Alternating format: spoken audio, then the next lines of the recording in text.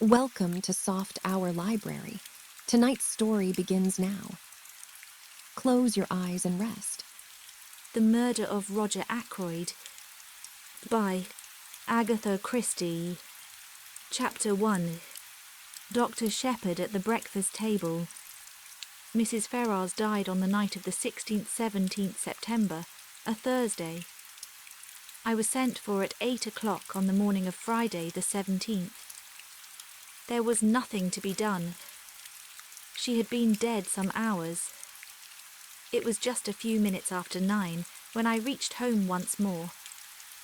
I opened the front door with my latchkey and purposely delayed a few moments in the hall, hanging up my hat and the light overcoat that I had deemed a wise precaution against the chill of an early autumn morning.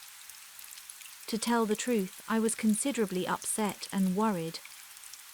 I am not going to pretend that at that moment I foresaw the events of the next few weeks. I emphatically did not do so, but my instinct told me that there were stirring times ahead. From the dining room on my left there came the rattle of teacups and the short, dry cough of my sister Caroline. "Is that you, James?" she called. An unnecessary question, since who else could it be? To tell the truth, it was precisely my sister Caroline who was the cause of my few minutes' delay. The motto of the mongoose family, so Mr. Kipling tells us, is, "Go and find out." If Caroline ever adopts a crest, I should certainly suggest a mongoose rampant. One might omit the first part of the mot. Caroline can do any amount of finding out by sitting placidly at home. I don't know how she manages it, but there it is. I suspect that the servants and the tradesmen constitute her intelligence corps. When she goes out, it is not to gather in information, but to spread it. At that, too, she is amazingly expert. It was really this last named trait of hers which was causing me these pangs of indecision. Whatever I told Caroline now concerning the demise of Mrs. Ferrars would be common knowledge all over the village within the space of an hour and a half. As a professional man, I naturally aim at discretion. Therefore, I have got into the habit of continually withholding all information possible from my sister. She usually finds out just the same, but I have the moral satisfaction of knowing that I am in no way to blame. Mrs. Ferrars' husband died just over a year ago, and Caroline has constantly asserted, without the least foundation for the assertion, that his wife poisoned him. She scorns my invariable rejoinder that Mr. Ferrars died of acute gastritis, helped on by habitual overindulgence in alcoholic beverages. The symptoms of gastritis and arsenical poisoning are not, I agree, unlike, but Caroline bases her accusation on quite different lines. "You've only got to look at her," I have heard her say. Mrs. Ferrars, though not in her first youth, was a very attractive woman, and her clothes, though simple, always seemed to fit her very well, but all the same, lots of women buy their clothes in Paris and have not, on that account, necessarily poisoned their husbands. As I stood hesitating in the hall with all this passing through my mind, Caroline's voice came again, with a sharper note in it. "What on earth are you doing out there, James? Why don't you come and get your breakfast?" "Just coming, my dear," I said hastily. "I've been hanging up my overcoats." "But you could have hung up half a dozen overcoats in this time." But she was quite right. I could have. I walked into the dining room, gave Caroline the accustomed peck on the cheek, and sat down to eggs and bacon. The bacon was rather cold. "You've had an early call," remarked Caroline. "Yes," I said. "King's Paddock. Mrs. Ferrars." "But I know," said my sister. "How did you know?" "Annie told me." "But Annie is the house parlour-maid. A nice girl, but an inveterate talker." There was a pause. I continued to eat eggs and bacon. My sister's nose, which is long and thin, quivered a little at the tip, as it always does when she is interested or excited over anything. Well, she demanded, a bad business. Nothing to be done. Must have died in her sleep. I know, said my sister again. This time I was annoyed.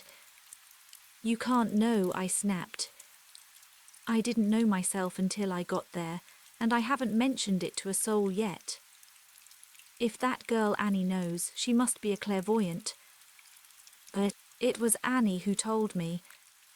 It was the milkman. He had it from the Ferrars' cook. But, as I say, there is no need for Caroline to go out to get information. She sits at home and it comes to her. My sister continued. What did she die of? Heart failure. Didn't the milkman tell you that? I inquired sarcastically. Sarcasm is wasted on Caroline. She takes it seriously and answers accordingly. He didn't know, she explained. After all, Caroline was bound to hear sooner or later. She might as well hear from me. She died of an overdose of veronal. She's been taking it lately for sleeplessness. Must have taken too much. But nonsense, said Caroline immediately. She took it on purpose. Don't tell me. It is odd how, when you have a secret belief of your own which you do not wish to acknowledge, the voicing of it by someone else will rouse you to a fury of denial. I burst immediately into indignant speech. There you go again, I said. Rushing along without rhyme or reason. Why on earth should Mrs. Ferrars wish to commit suicide? A widow, fairly young still, very well off, good health, and nothing to do but enjoy life. It's absurd. But not at all. Even you must have noticed how different she has been looking lately. It's been coming on for the last 6 months. She looked positively haggard-ridden. And you have just admitted that she hasn't been able to sleep. But what is your diagnosis? I demanded coldly. An unfortunate love affair, I suppose. My sister shook her head. Remorse, she said with great gusto. Remorse? Yes. You never would believe me when I told you she poisoned her husband. I'm more than ever convinced of it now. But I don't think you're very logical, I objected. Surely if a woman committed a crime like murder, she'd be sufficiently cold-blooded to enjoy the fruits of it without any weak-minded sentimentality, such as repentance. But Caroline shook her head. There probably are women like that, but Mrs. Ferrars wasn't one of them. She was a mass of nerves. An overmastering impulse drove her on to get rid of her husband, because she was the sort of person who simply can't endure suffering of any kind. And there's no doubt that the wife of a man like Ashley Ferrars must have had to suffer a good deal. I nodded. And ever since she's been haunted by what she did. I can't help feeling sorry for her. But I don't think Caroline ever felt sorry for Mrs. Ferrars whilst she was alive. Now that she has gone where, presumably, Paris frocks can no longer be worn, Caroline is prepared to indulge in the softer emotions of pity and comprehension. I told her firmly that her whole idea was nonsense. I was all the more firm because I secretly agreed with some part, at least, of what she had said. But it is all wrong that Caroline should arrive at the truth simply by a kind of inspired guesswork. I wasn't going to encourage that sort of thing. She will go round the village airing her views, and everyone will think that she is doing so on medical data supplied by me. Life is very trying. Nonsense, said Caroline in reply to my strictures. You'll see. 10 to 1 she's left a letter confessing everything. But she didn't leave a letter of any kind, I said sharply, and not seeing where the admission was going to land me. Oh, said Caroline. So you did inquire about that, did you? I believe, James, that in your heart of hearts you think very much as I do. You're a precious old humbug. But one always has to take the possibility of suicide into consideration, I said repressively. Will there be an inquest? There may be. It all depends. If I am able to declare myself absolutely satisfied that the overdose was taken accidentally, an inquest might be dispensed with. And are you absolutely satisfied? Asked my sister shrewdly. I did not answer, but got up from table. Chapter 2. Who's Who in King's Abbot. Before I proceed further with what I said to Caroline, and what Caroline said to me, it might be as well to give some idea of what I should describe as our local geography. Our village, King's Abbot, is, I imagine, very much like any other village. Our big town is Cranchester, 9 miles away. We have a large railway station, a small post office and 2 rival general stores. Able-bodied men are apt to leave the place early in life, but we are rich in unmarried ladies and retired military officers. Our hobbies and recreations can be summed up in the one word, gossip. But there are only 2 houses of any importance in King's Abbot. One is King's Paddock, left to Mrs. Ferrars by her late husband. The other, Fernley Park, is owned by Roger Ackroyd. Ackroyd has always interested me by being a man more impossibly like a country squire than any country squire could really be. He reminds one of the red-faced sportsmen who always appeared early in the first act of an old-fashioned musical comedy, the setting being the village green. They usually sang a song about going up to London. Nowadays we have revues, and the country squire has died out of musical fashion. Of course, Ackroyd is not really a country squire. He is an immensely successful manufacturer of, I think, wagon wheels.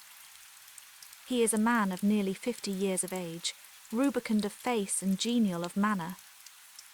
He is hand and glove with the vicar, subscribes liberally to parish funds, though rumour has it that he is extremely mean in personal expenditure, encourages cricket matches, lads, clubs and disabled soldiers, institutes.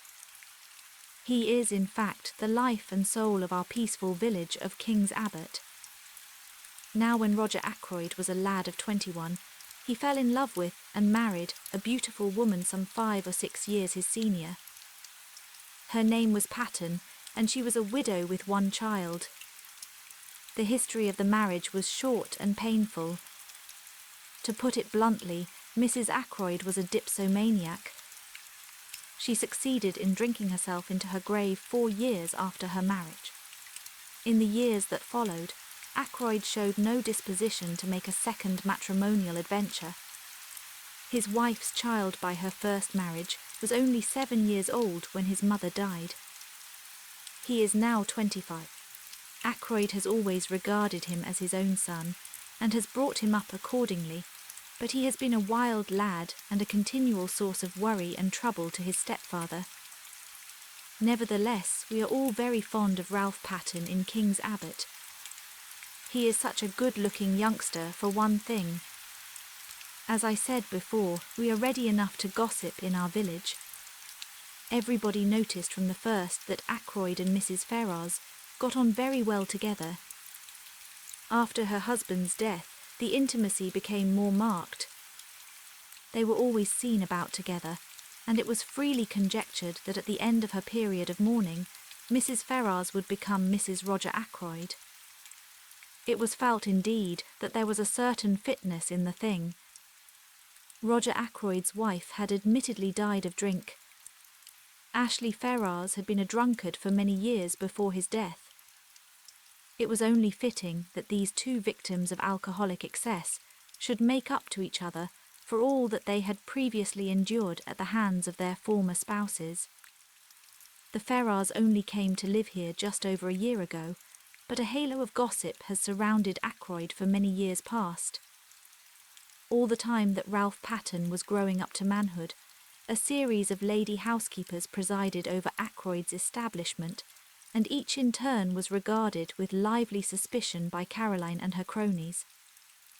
It is not too much to say that for at least 15 years the whole village has confidently expected Ackroyd to marry one of his housekeepers. The last of them, a redoubtable lady called Miss Russell, has reigned undisputed for 5 years, twice as long as any of her predecessors.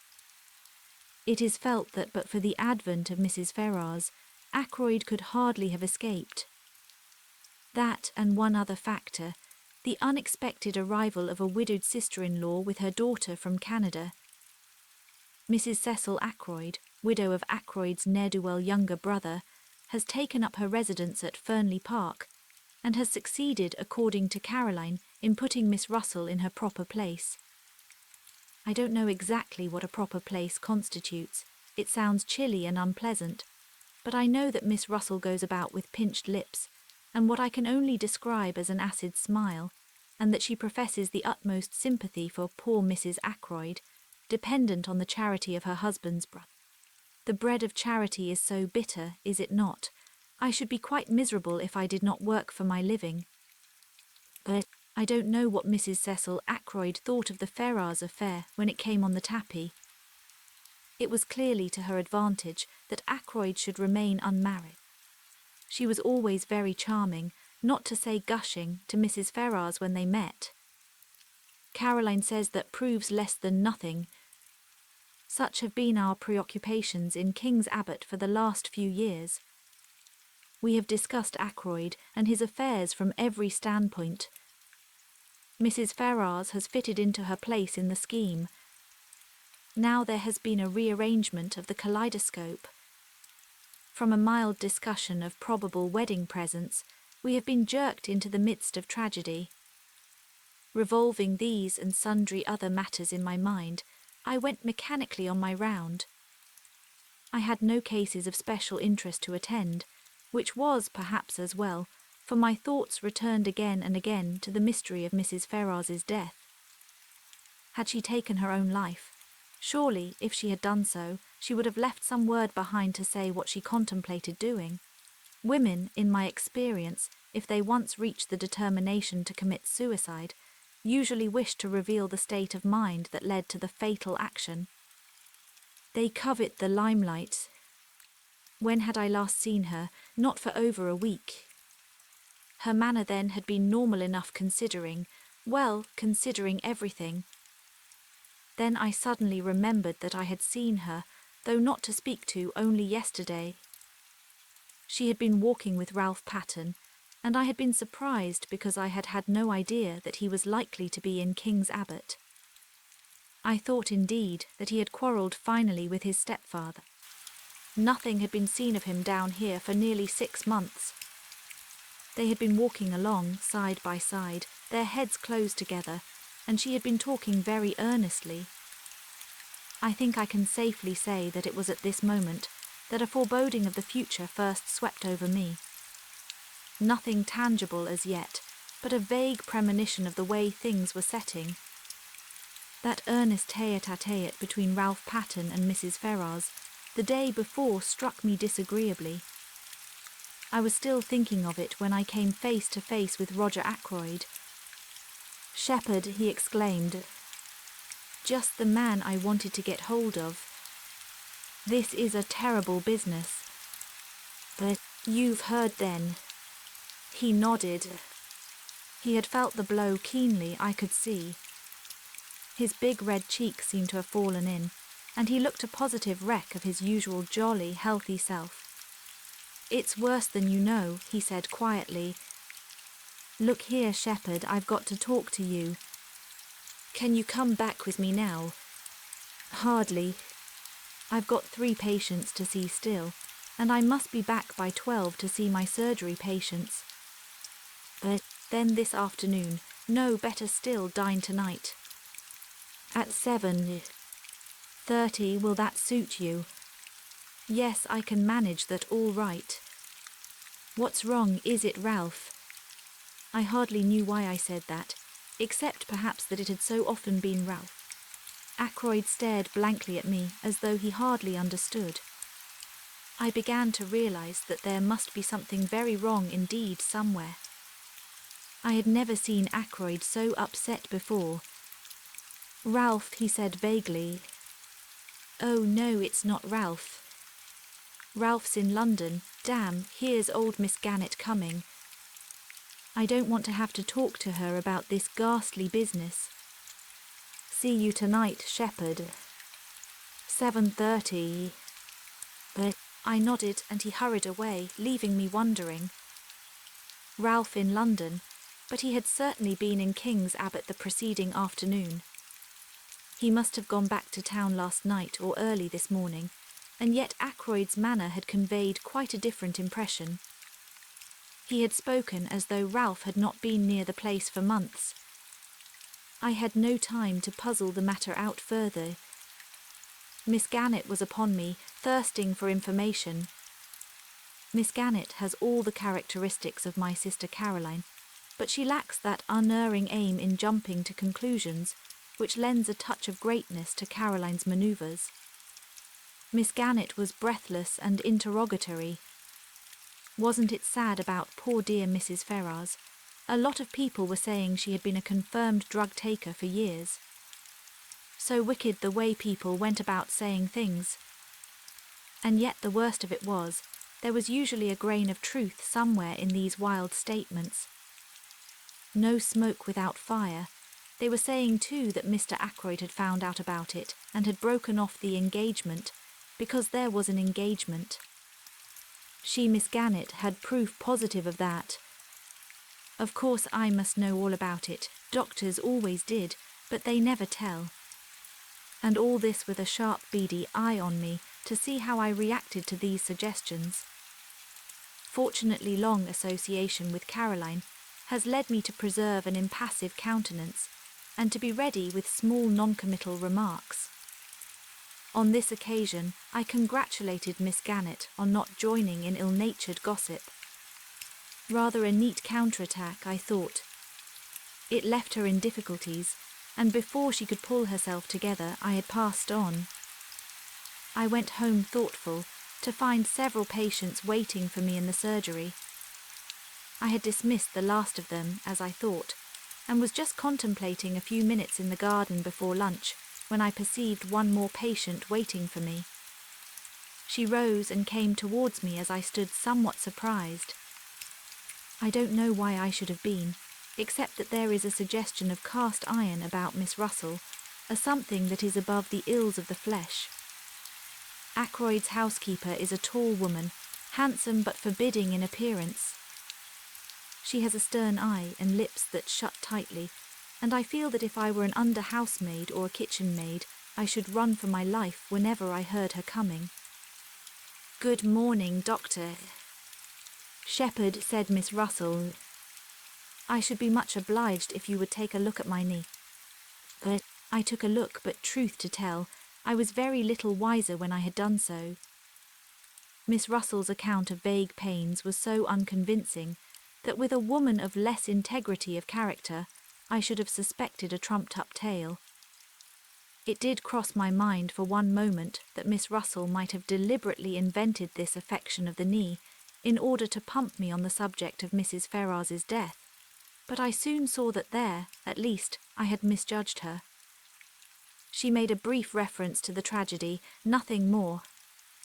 Yet she certainly seemed disposed to linger and chat. "Well, thank you very much for this bottle of liniment, Doctor," she said at last. "Not that I believe it will do the least good." But I didn't think it would either, but I protested in duty bound. After all, it couldn't do any harm, and one must stick up for the tools of one's trade. "I don't believe in all these drugs," said Miss Russell, her eyes sweeping over my array of bottles disparagingly. "Drugs do a lot of harm. Look at the cocaine habit. But, well, as far as that goes, it's very prevalent in high society. But I'm sure Miss Russell knows far more about high society than I do." I didn't attempt to argue with her. "Just tell me this, Doctor," said Miss Russell. "Suppose you are really a slave of the drug habit. Is there any cure? One cannot answer a question like that offhand. I gave her a short lecture on the subject, and she listened with close attention. I still suspected her of seeking information about Mrs. Ferrars. Now Vernal, for instance, I proceeded. But strangely enough, she didn't seem interested in Vernal. Instead, she changed the subject and asked me if it was true that there were certain poisons so rare as to baffle detection. "Ah," I said, "you've been reading detective stories." She admitted that she had. "The essence of a detective story," I said, "is to have a rare poison, if possible something from South America that nobody has ever heard of, something that one obscure tribe of savages used to poison their arrows with. Death is instantaneous, and Western science is powerless to detect it." "That is the kind of thing you mean?" "Yes. Is there really such a thing?" I shook my head regretfully. "I'm afraid there is. There's curare, of course." I told her a good deal about curare, but she seemed to have lost interest once more. She asked me if I had any in my poison cupboard, and when I replied in the negative, I fancy I fell in her estimation. She said she must be getting back, and I saw her out at the surgery door just as the luncheon gong went. I should never have suspected Miss Russell of a fondness for detective stories. It pleases me very much to think of her stepping out of the housekeeper's room to rebuke a delinquent housemaid, and then returning to a comfortable perusal of the mystery of the seventh death, or something of the kind. Chapter 3. The Man Who Grew Vegetable Marrows. I told Caroline at lunchtime that I should be dining at Fernley. She expressed no objection, on the contrary. "Excellent," she said. "You'll hear all about it. By the way, what is the trouble with Ralph?" "With Ralph," I said, surprised, "there isn't any." Then why is he staying at the Three Boars instead of at Fernley Park?" I did not for a minute question Caroline's statement that Ralph Patten was staying at the local. That Caroline said so was enough for me. "Ackroyd told me he was in London," I said. In the surprise of the moment, I departed from my valuable rule of never parting with information. "Oh," said Caroline. I could see her nose twitching as she worked on this. "He arrived at the Three Boars yesterday morning," she said. "And he's still there. Last night he was out with a girl." That did not surprise me in the least. Ralph, I should say, is out with a girl most nights of his life. But I did rather wonder that he chose to indulge in the pastime in King's Abbot instead of in the gay metropolis. "One of the barmaids?" I asked. "No, that's just it. He went out to meet her. I don't know who she is."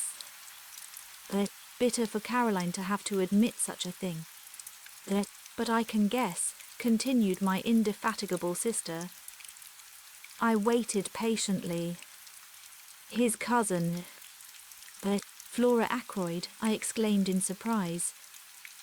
Flora Ackroyd is, of course, no relation whatever really to Ralph Patten, but Ralph has been looked upon for so long as practically Ackroyd's own son, that cousinship is taken for granted.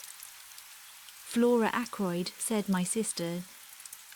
But why not go to Fernley if he wanted to see her? "Secretly engaged," said Caroline with immense enjoyment.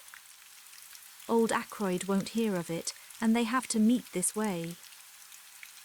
I saw a good many flaws in Caroline's theory, but I forbore to point them out to her. An innocent remark about our new neighbour created a diversion. The house next door, the Larches, has recently been taken by a stranger.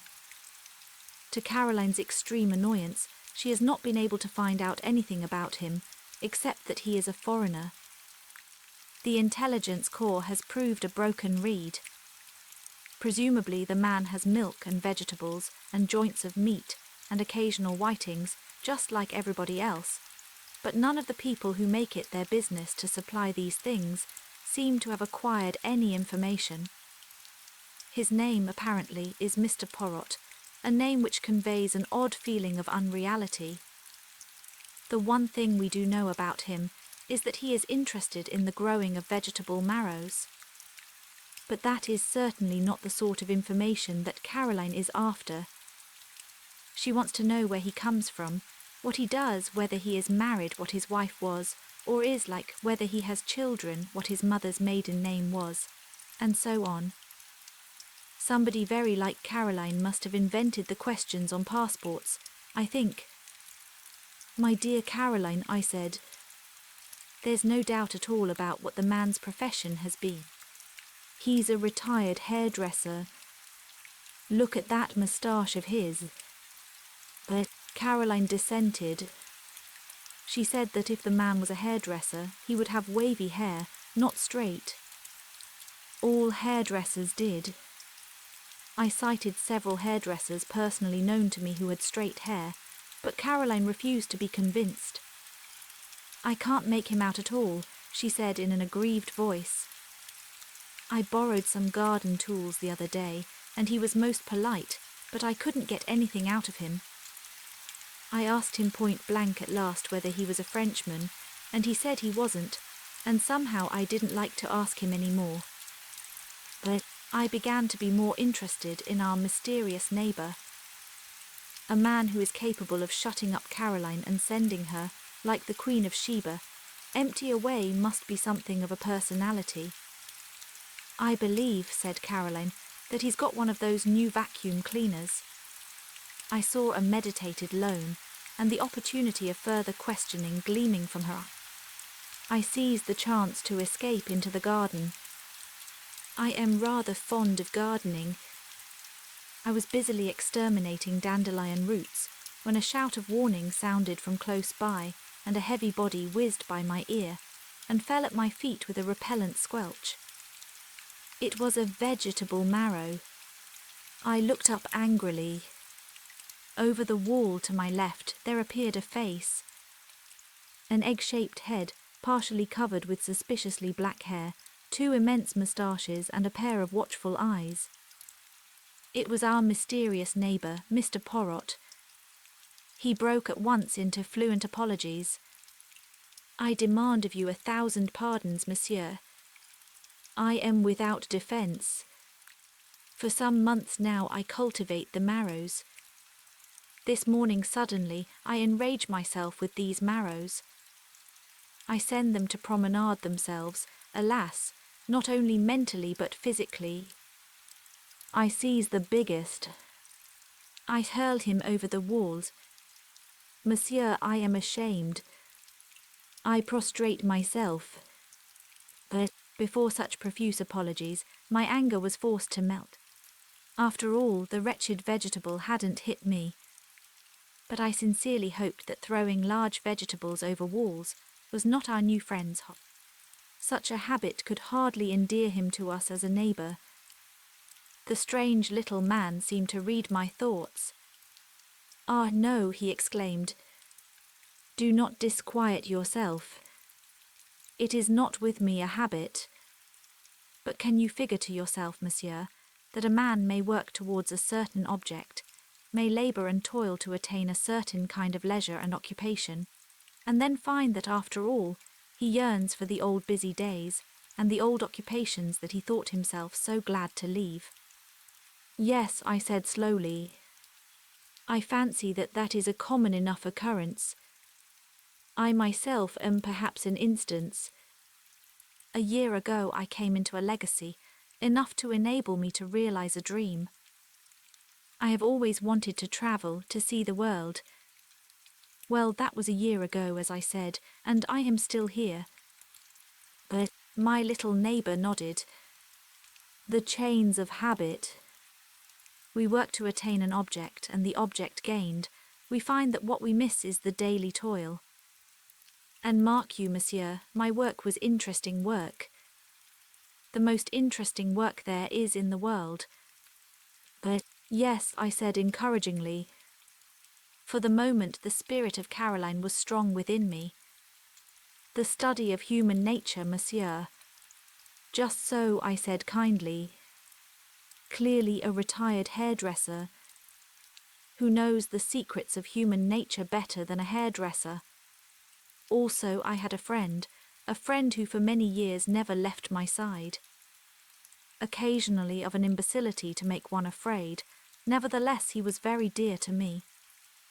Figure to yourself that I miss even his stupidity, his naivete, his honest outlook, the pleasure of delighting and surprising him by my superior gifts. All these I miss more than I can tell you. But he died, I asked sympathetically. Not so. He lives and flourishes, but on the other side of the world. He is now in the Argentine. In the Argentine, I said enviously. I have always wanted to go to South America. I sighed, and then looked up to find Mr. Poirot eyeing me sympathetically. He seemed an understanding little man. You will go there, yes, he asked. I shook my head with a sigh. I could have gone, I said, a year ago. But I was foolish, and worse than foolish, greedy. I risked the substance for the shadow.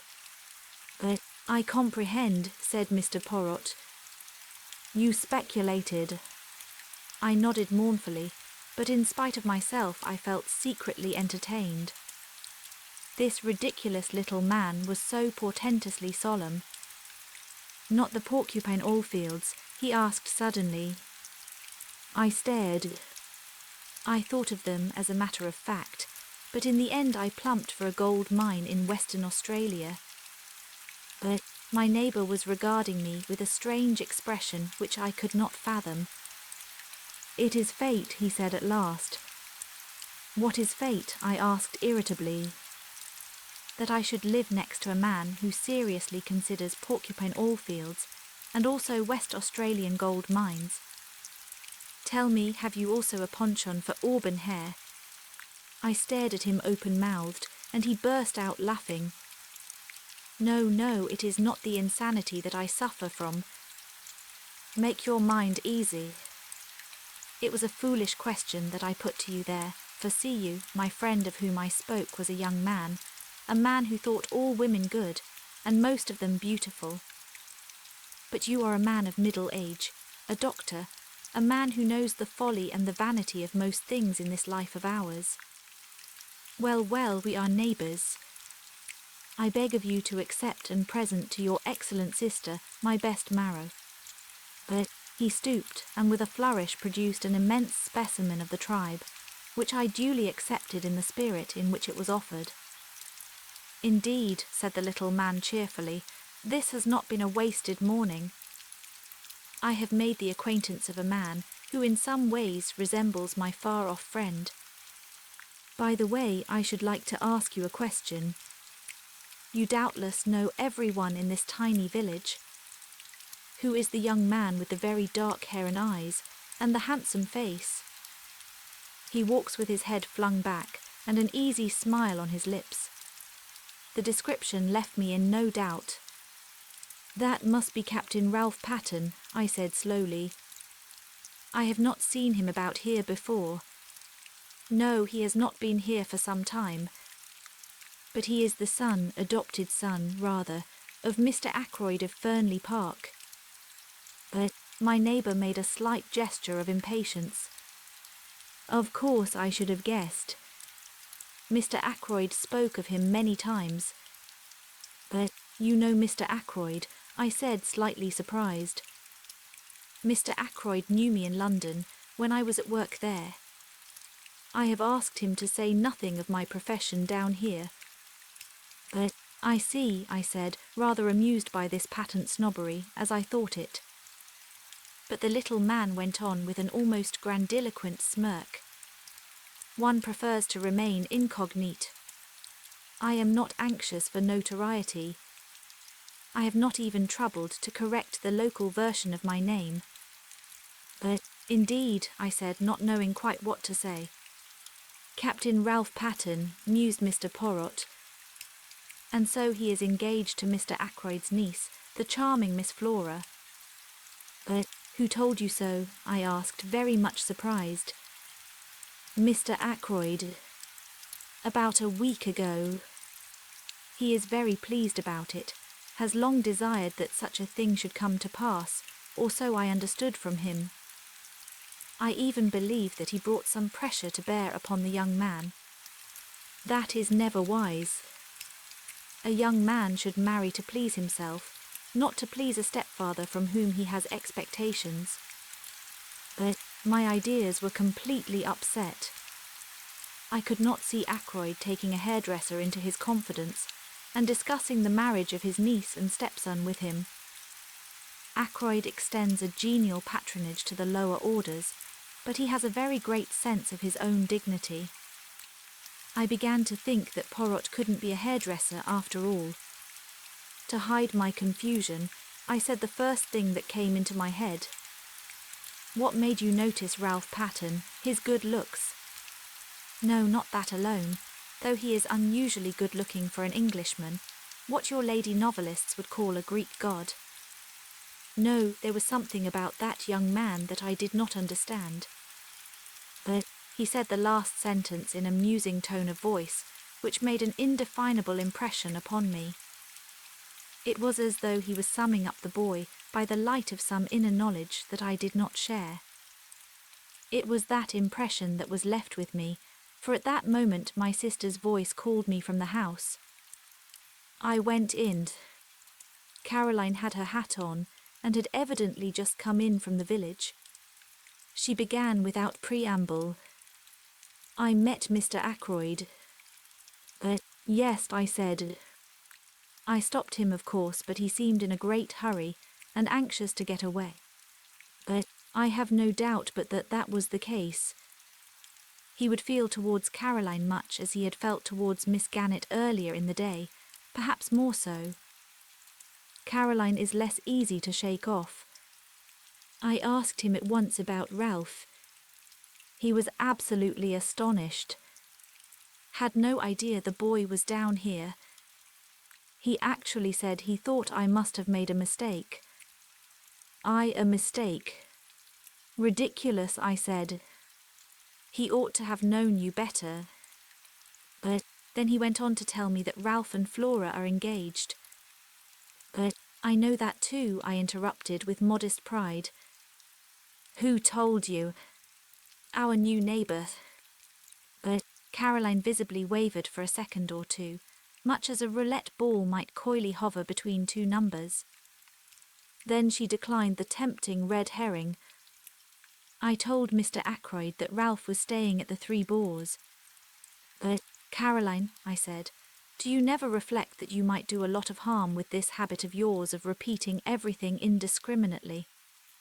Nonsense, said my sister. People ought to know things. I consider it my duty to tell them. Mr. Ackroyd was very grateful to me. Well, I said, for there was clearly more to come. I think he went straight off to the Three Boars, but if so he didn't find Ralph there. No, because as I was coming back through the wood. Coming back through the wood, I interrupted. Caroline had the grace to blush. It was such a lovely day, she exclaimed. I thought I would make a little round. The woods with their autumnal tints are so perfect at this time of year. Caroline does not care a hang for woods at any time of year. Normally she regards them as places where you get your feet damp, and where all kinds of unpleasant things may drop on your head. No, it was good sound mongoose instinct which took her to our local wood. It is the only place adjacent to the village of King's Abbot, where you can talk with a young woman unseen by the whole of the village. It adjoins the park of Fernley. Well, I said, go on. As I say, I was just coming back through the wood when I heard voices. Caroline paused. Yes, one was Ralph Pattern's, I knew it at once. The other was a girl, S. Of course I didn't mean to listen. Of course not, I interjected with patent sarcasm. which was, however, wasted on Caroline. But I simply couldn't help overhearing. The girl said something. I didn't quite catch what it was, and Ralph answered. He sounded very angry. "My dear girl," he said, "don't you realize that it is quite on the cards the old man will cut me off with a shilling? He's been pretty fed up with me for the last few years. A little more would do it. And we need the dibs, my dear. I shall be a very rich man when the old fellow pops off. He's mean as they make 'em, but he's rolling in money really. I don't want him to go altering his will. You leave it to me and don't worry." Those were his exact words. I remember them perfectly. Unfortunately, just then I stepped on a dry twig or something, and they lowered their voices and moved away. I couldn't, of course, go rushing after them, so wasn't able to see who the girl was. "But that must have been most vexing," I said. I suppose, though, you hurried on to the Three Boars, felt faint, and went into the bar for a glass of brandy, and so were able to see if both the barmaids were on duty. "It wasn't a barmaid," said Caroline unhesitatingly. "In fact, I'm almost sure that it was Flora Ackroyd only." "Only it doesn't seem to make sense," I agreed. "But if it wasn't Flora, who could it have been?" Rapidly my sister ran over a list of maidens living in the neighbourhood, with profuse reasons for and against. When she paused for breath, I murmured something about a patient and slipped out. I proposed to make my way to the Three Boars. It seemed likely that Ralph Patten would have returned there by now. I knew Ralph very well, better perhaps than anyone else in King's Abbot, for I had known his mother before him, and therefore I understood much in him that puzzled others. He was, to a certain extent, the victim of heredity. He had not inherited his mother's fatal propensity for drink, but nevertheless he had in him a strain of weakness. As my new friend of this morning had declared, he was extraordinarily handsome. Just on 6 feet, perfectly proportioned, with the easy grace of an athlete, he was dark like his mother, with a handsome, sunburnt face always ready to break into a smile. Ralph Patten was of those born to charm easily and without effort. He was self-indulgent and extravagant, with no veneration for anything on earth, but he was lovable nevertheless, and his friends were all devoted to him. Could I do anything with the boy? I thought I could. On inquiry at the Three Boars, I found that Captain Patten had just come in. I went up to his room and entered unannounced. For a moment, remembering what I had heard and seen, I was doubtful of my reception, but I need have had no misgivings. "Why, it's Shepherd, glad to see you." He came forward to meet me, hand outstretched, a sunny smile lighting up his face. "The one person I am glad to see in this infernal place." I raised my eyebrows. "What's the place been doing?" He gave a vexed laugh. "It's a long story. Things haven't been going well with me, Doctor.